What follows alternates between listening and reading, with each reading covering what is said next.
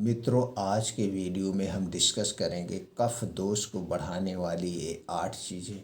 इन्हें कभी मत खाना। दोस्तों, ये 8 चीज़ें जो हैं अगर आप खाते हैं तो आपके शरीर का कफ दोष बढ़ जाएगा। और जब हमारे शरीर का कफ दोष बढ़ता है तो दोस्तों हमारे शरीर में 10 से 15% गंभीर बीमारियां होती हैं, जैसे सर्दी, खांसी, जुखाम, हार्ट अटैक, थायराइड, पैरालिसिस। ऐसे कफ बढ़ने से बहुत सारी बीमारियां होती हैं।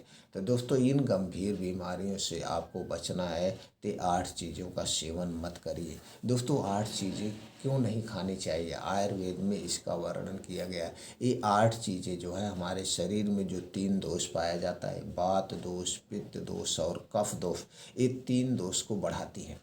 दोस्तों, जब हमारे शरीर का वात दोष बढ़ जाता है तो 50 से 60% बीमारी, हमारे शरीर का पित्त दोष बढ़ जाता है तो 15 से 20% बीमारी होती, और हमारे शरीर का जब कफ बढ़ जाता है, कफ दोष बढ़ जाता है तो 10 से 15% बीमारियां होती हैं। अगर इन बीमारियों से बचना है, आपको शरीर को स्वस्थ व निरोग रखना है तो ये 8 चीज़ें आज से अभी से खाना छोड़ दीजिए। हमारे शरीर के लिए, हमारे स्वास्थ्य के लिए बहुत ही हानिकारक।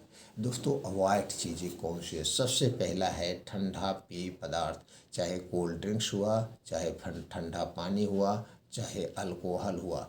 ये तीनों चीज़ें आपको नहीं लेना है। क्यों नहीं लेना है, इसके पीछे का रीज़न भी समझ लीजिए। दोस्तों, ये ठंडी चीज़ है और हमारे शरीर का टेम्परेचर हमेशा 37 डिग्री सेल्सियस रहता है। दोस्तों, जब कोई आदमी एक्सपायर कर जाता है, आप जाके उसका हाथ देखते हैं, उसका शरीर देखते हैं, गर्म है कि नहीं। अगर गर्म है तो इसके शरीर में कहीं ना कहीं जान है, अगर गर्म नहीं है तो जान लीजिए इनका राम नाम सत्य हो गया।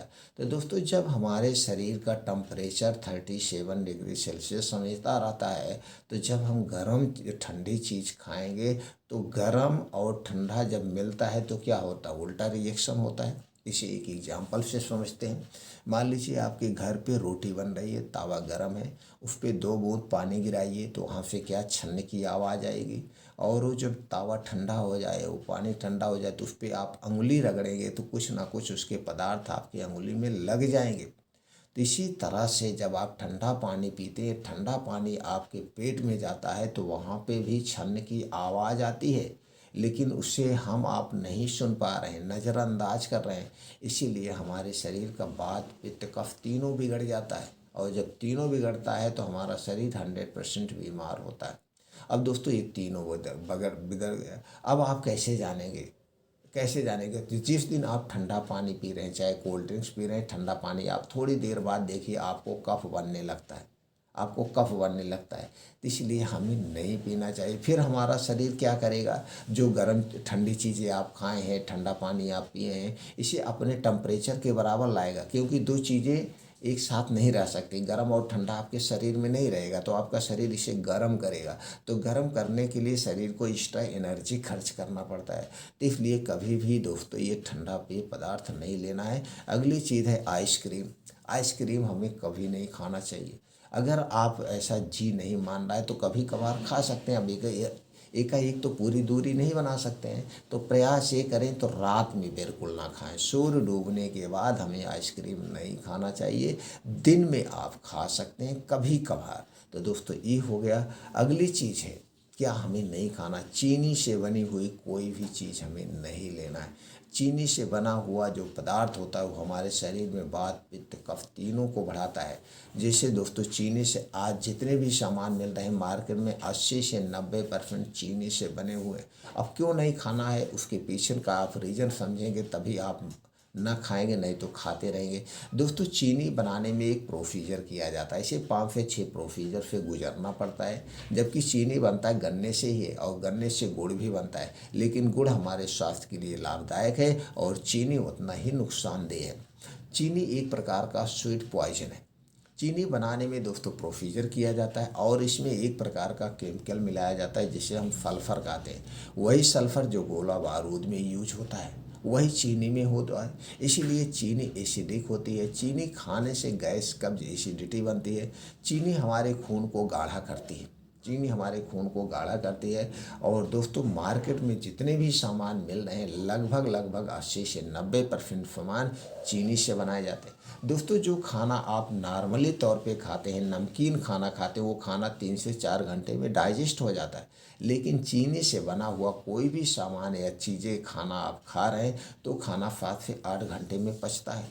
और ज़्यादा देर तक खाना जब हमारे पेट में रहता है तो खाना पचता नहीं, वो खाना सड़ता है, जिससे गैस कब्ज एसिडिटी होती है। तो इसलिए चीनी से बनी हुई चीज़ हमें नहीं लेना है। अगला चीज़ है तली भुनी चीज़ें हमें कम से कम खाना चाहिए या नहीं खाना चाहिए।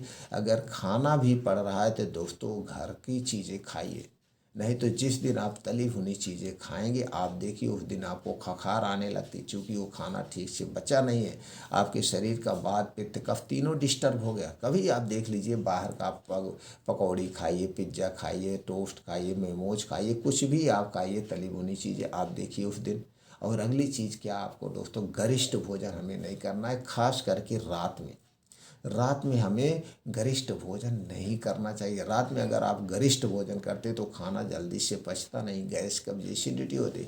क्योंकि सूर्य डूबने के बाद हमारा पाचन तंत्र स्लो हो जाता है। ये हमारा जो पाचन तंत्र है ये किस पे काम करता है, ये दोस्तों सूर्य की रोशनी पर काम करता है। हमारे पेट में एक जठर पाया जाता है जिसे हम जठराग्नि कहते हैं, जिसे हम एक प्रकार की एंजाइम कह सकते हैं, एक प्रकार की एसिड कह सकते हैं। यही खाने को पचाता है। तो ये दोस्तों सूर्य डूबने के बाद स्लो हो जाता है। इसीलिए हमें सूर्य डूबने के बाद गरिष्ठ भोजन नहीं करना चाहिए। सूर्य डूबने के बाद हम एकदम हल्का सुपाच्य खाना खाएं। और वैसे आयुर्वेद में कहा गया है कि हमें सूर्य डूबने के बाद खाना ही नहीं चाहिए, सूर्य डूबने के 40 मिनट पहले हमें खाना खा लेना चाहिए। दोस्तों हम रात इसीलिए होती है कि रात में हम पूर्ण रूप से आराम करें, ना कि खाने में बिजी रहें। तो ये आपको अपनाना है। दूसरा दोस्तों है, जैसे जब मौसम बदलता है, जैसे गर्मी से जब ठंडी आता है, ठंडी से जब गर्मी आता है, इसमें हमें सचेत रहने की ज़रूरत है। इन्हें हमें अलर्ट रहने की ज़रूरत है। दोस्तों जब हम ठंडी जाने वाली होती है हम निधरक हो जाते हैं और एकाएक वो मौसम चेंज होता है, तो मौसम चेंज की वजह से हमारे शरीर में कफ दोष बढ़ने लगता है। तो उस समय हमें सावधानी बरतनी चाहिए। इस बात का आप ध्यान रखिए। बारिश का समय है, बारिश के समय में भीगने का प्रयास ना करें, जैसे सुबह शाम भीगने का प्रयास ना करें। ये सारी चीज़ें आपको कुछ बचाना पड़ेगा जिससे आपका कफ दोष ना बढ़े। तो ये चीज़ें हैं दोस्तों, अगर आप कफ दोष से बढ़ना है तो ये सारी सावधानी आपको करना पड़ेगा, इस सावधानी आपको अपनाना पड़ेगा, जिससे आप इन छोटी मोटी बीमारियों से दूर रहें। और यही छोटी मोटी बीमारियां दोस्तों आगे चल के बड़ी बीमारी का रूप ले लेती है। हम आप समझ नहीं पाते हैं। बीमारी एक दिन में हमारे शरीर में नहीं आती है, बीमारी एक दिन में हमारे शरीर में नहीं आती है, ऐसे धीरे धीरे इन बीमारी आती है। तो दोस्तों इन बीमारियों से बचे रहिए। इसके लिए आपको डेली दोस्तों 2 घंटे का समय निकालिए, अपने शरीर को एक्टिव रखिए। इसके लिए योगा करिए, प्राणायाम करिए, मेडिटेशन करिए। दोस्तों किसी भी कीमत पर 5 बजे उठने का प्रयास करिए। 5 बजे उठने के बाद 2 से 3 गिलास गुनगुना पानी पीजिए। इससे आपके शरीर में ऊर्जा का संचार होता है, पेट में गैस कब्ज एसिडिटी से राहत मिलती है। अब पानी पीने के बाद डेली दिनचर्या से निवृत्त हो जाइए और निकल जाइए मॉर्निंग वॉक पे। दोस्तों 2 से 3 घंटे आप खूब जम के मॉर्निंग वॉक करिए, योगा करिए, मेडिटेशन करिए, प्राणायाम करिए। आप हमेशा स्वस्थ व निरोग बने रहेंगे।